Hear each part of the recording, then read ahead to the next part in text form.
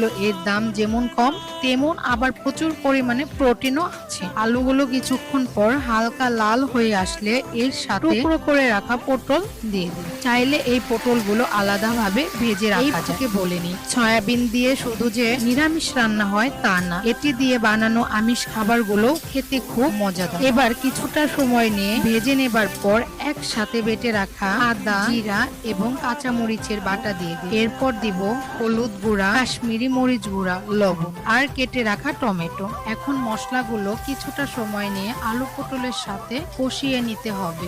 এই রান্নাটায় আধা পাকা পটল ব্যবহার না করাই ভালো, এতে খাবার সময় সয়াবিনের নরম স্বাদের সাথে পটলটা ভালো নাও লাগতে পারে। আমি আধা পাকা আর কাঁচা দুটো মিশিয়েই রান্নাটা করেছি। এখন একটু জল দিয়ে ঢেকে দিব, এতে আলু আর পটল খুব ভালোভাবে সিদ্ধ হয়ে যাবে। কিছুক্ষণ পর ঢাকনা খুলে ভেজে রাখা সয়াবিন গুলো দিয়ে দিব। এখন একটু সময় নিয়ে ভাজা ভাজা করে নেব, এতে মশলার কাঁচা গন্ধটা চলে যাবে। পুরোপুরি এই প্রসেসটা শেষ হলে ঝোলের জন্য জল দিয়ে দিব। জল দেবার পর নাড়াচাড়া কিছুটা সময় নিয়ে করতে হবে, এতে সয়াবিন গুলো খেতে হবে খুব সফট আর মশলাগুলো খুব ভালোভাবে আলু, পটল আর সয়াবিনের সাথে মিশে যাবে। জল যখন ফুটে আসবে তখন চিনি, গরম মশলা এবং ঘি দিয়ে চুলার আঁচ সাথে সাথে বন্ধ করে দেব। এই বন্ধ অবস্থায় নাড়াচাড়া করে